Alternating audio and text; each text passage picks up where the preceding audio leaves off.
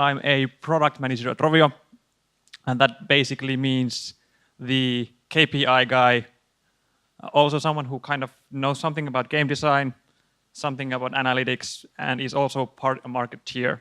So it's kind of a generalist role, in fact. Some of the products I've been working with the past 12 months. Angry Birds Friends, that's a competitive slingshot game. We're going to talk about that a little bit more later. And Battle Bay, that's a really exciting, ambitious PvP, real-time, multiplayer, more buzzwords game that is currently in soft launch. I urge everyone to try both of these. So my agenda today, it's kind of from principles to practice. So first I'm going to lay out some basic principles I have found useful in this kind of marriage of data and design. And the disclaimer is that it's kind of a practitioner's view. I am not by no means a statistician or any kind of scientist really. And after that, it hopefully kind of segues into this practical case example where we actually rolled out a new feature in one of our games. So let's start. A very simple framework. Good stuff goes to the left and the bad stuff goes to the right. First, actively design your product. So what this means is that the data is quite good, especially quantitative data, is quite good at exposing some of the problems you might have. It's also good at comparing stuff. It's not good at providing solutions to your problem or even the root cause of your problem. So you need to have a design, you need to make tough design calls, you need to have a product vision, you need to know who this is for, what needs does it cater for, all that jazz. Let's illustrate this with the data that I pulled off from our database. So the y-axis there, it's kind of the value of your product, right? And the x-axis is all the possible imaginary configurations of what your to-be product could be in the future. Let's say your first guess isn't so good, you start somewhere around here. Even though you would be very rigorous in your testing and optimizing all the little details of your product, you probably won't get anywhere, so you should just throw it away. Maybe you start again, afresh, and you hit here. You're already like at the better position to optimize it, and maybe you find like a good local maximum there, but you still don't know if that was the best product you could ever make, right? So design kind of gives you the first guess from where you start optimizing with more solid quantitative data. So actively design your product. Don't polish a turd. Do not scribe in design and expect to fix it later. Okay, next one. Measure what matters. So this is the age-old mantra of don't do vanity metrics, do actionable metrics. And the basic argument goes like this. Vanity metrics are things that look nice, but they don't have any monetary impact. And the real metrics are something like this. Obviously, I'm kind of exaggerating here, but unless you can, in a believable way, model your metrics into something monetary, then you are not running a business, you're doing something else. But the key thing here to understand is that this mindset isn't so difficult to grasp. What is actually difficult to do is being really honest about it, because everyone wants their thing to succeed. No one likes failing. So you need to kind of lose your ego and be brutally honest about the things you do, so you're not wasting time on stuff that doesn't fly. So measure what matters.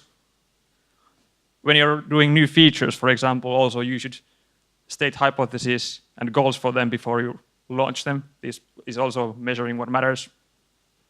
Don't do vanity metrics and don't analyze just for the sake of analysis, because data itself, it doesn't have any value by itself. Okay, next one. Know your sample. What I mean by this is this data savviness. So not everyone needs to be super deep in the theory of all of it, but you kind of need your developers, managers, designers to grasp the fundamentals of how quantitative data works. So there's a handful of rules of thumb that you can basically just go by. One is just think about the sample size. If you're doing conversion optimization and you know that your conversion will be about 1%, you can kind of think that, okay, I need a couple of hundred payers for this data to make any sense, right? Then you can backtrack from that. Okay, I need a user base of a couple of tens of Ks before I can even do anything about it. If you don't have that, then you should do something else or figure out how you get that user base. Another thing to consider is the obvious background variables. So here's an example. Let's say you have two sets of new users. Sample 2, they started 7 days ago, during the week before, and the earlier one is like 2 weeks back. And in between, you did a change to your product, right? At glance, it looks like, okay, we improved this random metric that I put there. But when you look deeper, and you can kind of notice that, okay, it doesn't really go like that. Maybe we had the make of these groups were different. We're not actually comparing apples to apples. So in the app world, like in mobile games or any app that you put on the App Store, some basic dimensions that you probably want to control for are platform, region or country, traffic source, paid versus organic, for example, form factor, so tablet versus phone, things like this. So actually with this example, before we dive deeper, we don't really know if there was a change in performance.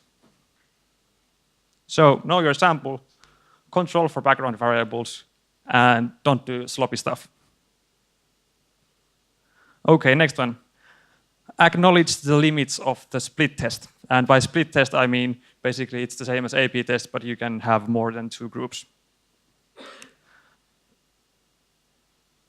It's important to understand that time, development days, and your users, your traffic, all of these are a scarce resource.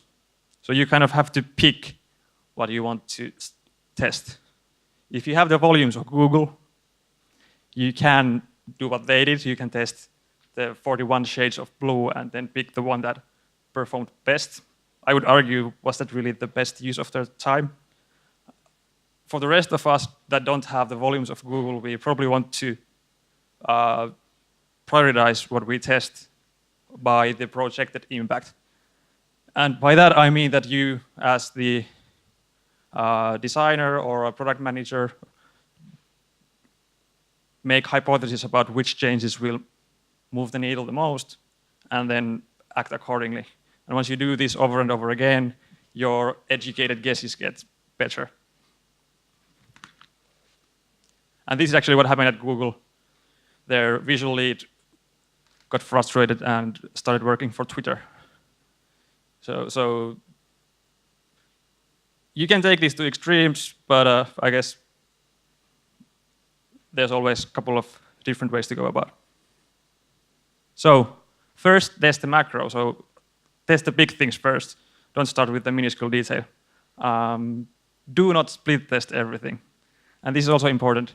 Also remember the serial test. So sometimes, especially if your sample is small, if you're like a startup doing your first product that you just want to learn as fast as you can, you should just iterate as quickly as you can, and you probably don't need to bother doing this split testing. You just make a change, see what happens, make a change, see what happens, and that could be the best way to learn. Okay, next one. Not all data is numbers. So what this means means is that with this kind of data-driven buzz that we have ongoing, it sometimes feels that we have this tunnel vision on quantitative data in big volumes. But that's not all that there is to data. I mean, everything we know about usability, everything we know about user experience, it's still valid. It's still right there, right? So usually, like imagine a basic product development process. The kind of conceptual thinking goes that even though your concept might start with some market-driven insight, you probably, once you build something, you're kind of going on with qualitative information. You're making hypotheses, and the closer you get towards actually putting it out there, then you can kind of validate your hypothesis with the quantitative data.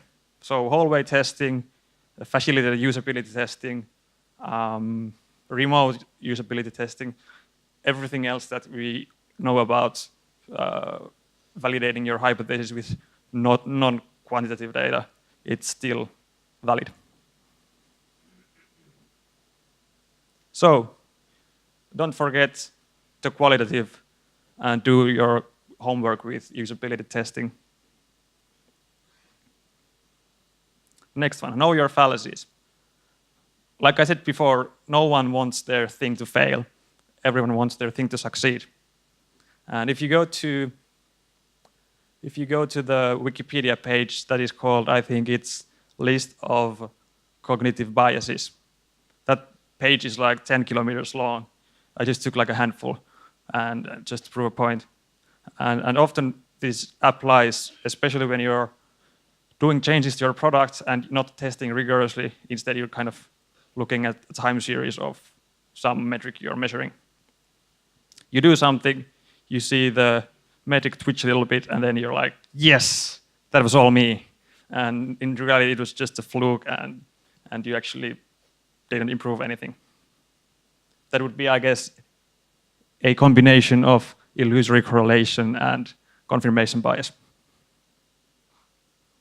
So, know your fallacies.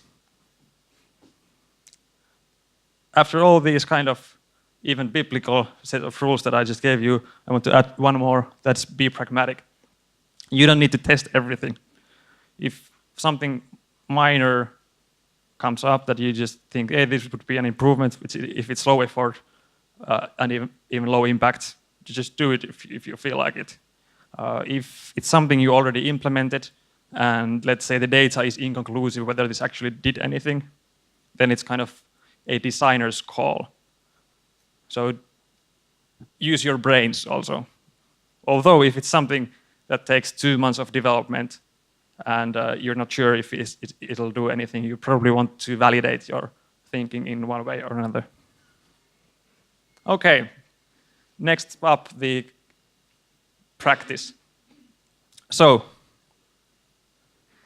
about the product. Friends was originally released 2012. It was actually the first free-to-play game that Rovio put out. It was later ported to mobile. It was first only on Facebook. And it's been going strong actually for quite long. It's still one of the key titles at Rovio. It's basically a competitive slingshot game, so there's a set of levels, changing content. You play those levels for the duration of the tournament, try to improve your score, progress in leagues, try to beat your friends. I think I need to go put this on here.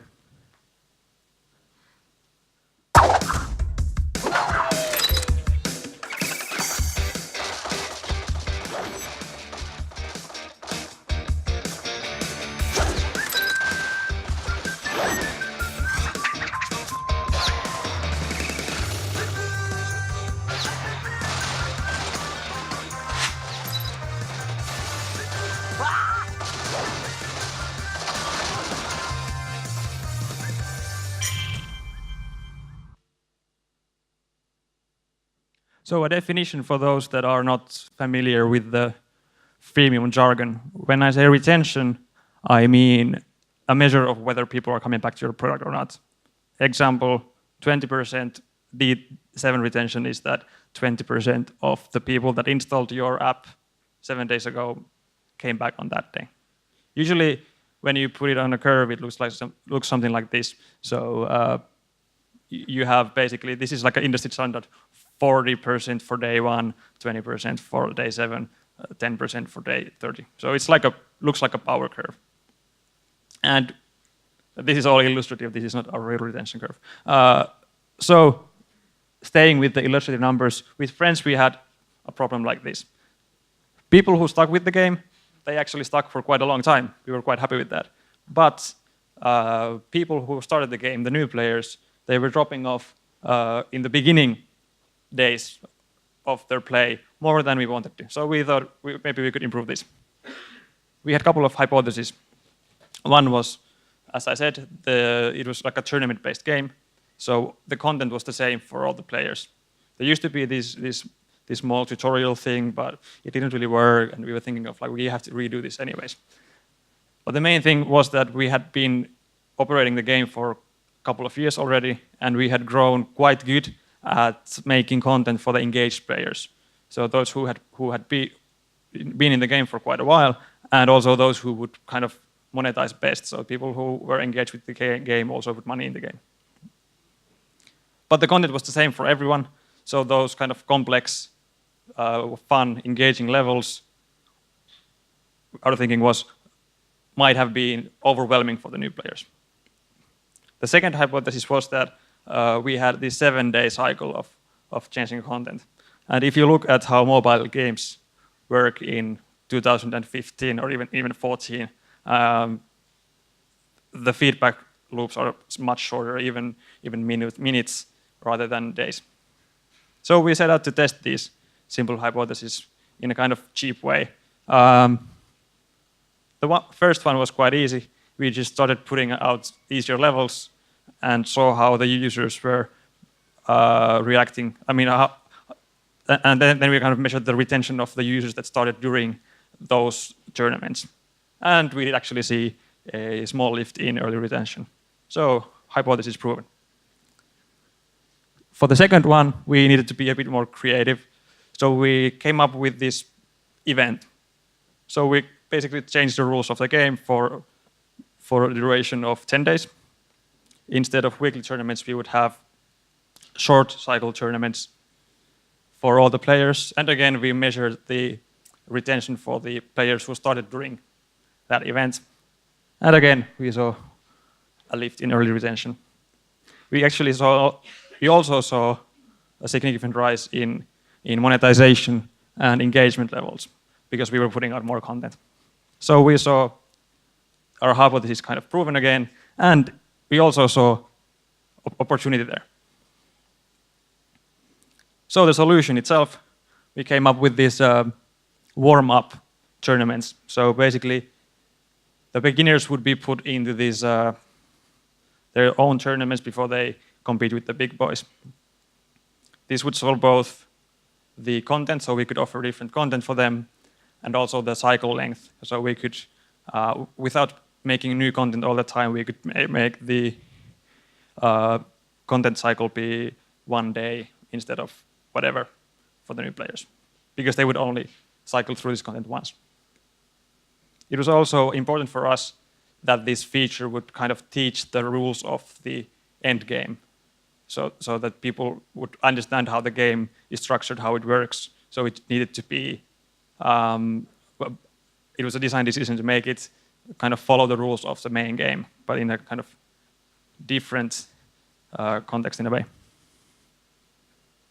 We had some questions when we put this live, like how many rounds should we actually have before we put the player to compete with the big boys, and how long should the feedback loop be? How long should the content cycle be? And the first one, we decided to test with a split test. So we had a control group just to make sure that our feature is actually working. So we compared the others to the control group.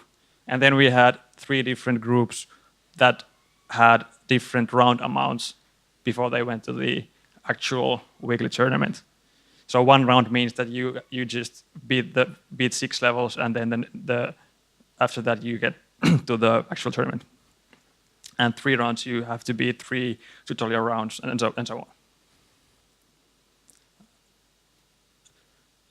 With this configuration, the 3 rounds group, so group B in this slide, was the best one, followed by actually 1 round, followed by 5 rounds, and no warm-ups. Was quite even. So it is actually quite straightforward to test, nothing like very complicated in that sense. This one, though, was a bit more difficult because we wanted to test things like 4 hours versus 12 hours versus 24 hours.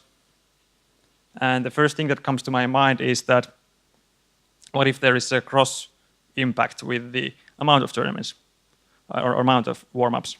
The second thing we struggled with was that there's going to be, if we split test this, there's going to be this weird overlap of different times for different players. And that would be not only kind of a design issue, but it would be also a technical issue because of the way the server was generating the levels or the tournaments beforehand and all that. So it was just a big headache. That's me and the lead designer on the left trying to figure out this. So what we did was the serial test. And we actually kept the split groups for the round amounts going on in the background all the time. And serial test is a fancy way of saying, let's put it out there and see what happens. So we started with 24 hours. Then our hypothesis was that, hey, people like these short feedback loops. Let's try out as short as we can go without making it super confusing. And it was that. Then we rolled back to 24 hours. At the same time, we were doing content tweaks, so we had to kind of reset our learnings about the 24-hour cycle.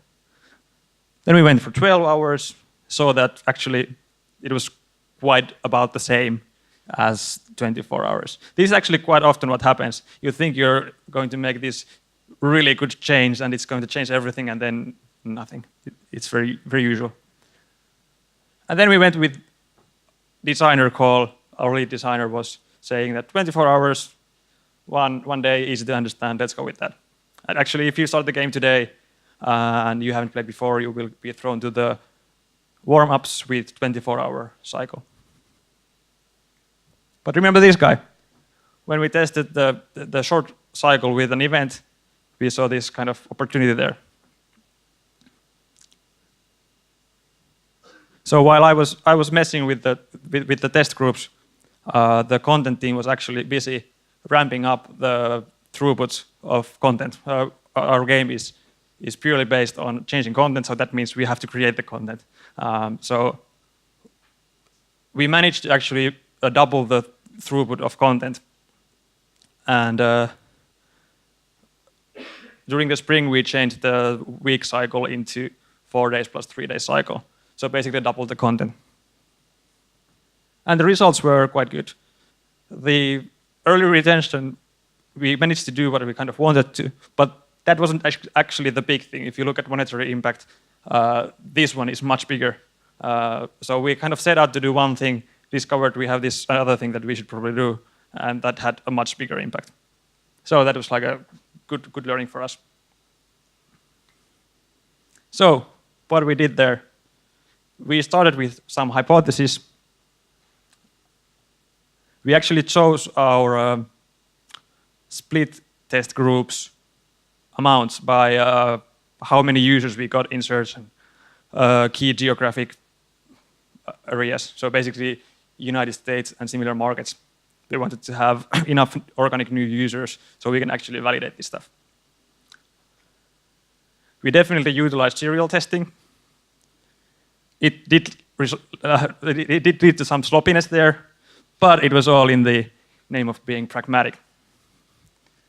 So that was it. I will be taking any questions you might want me to answer.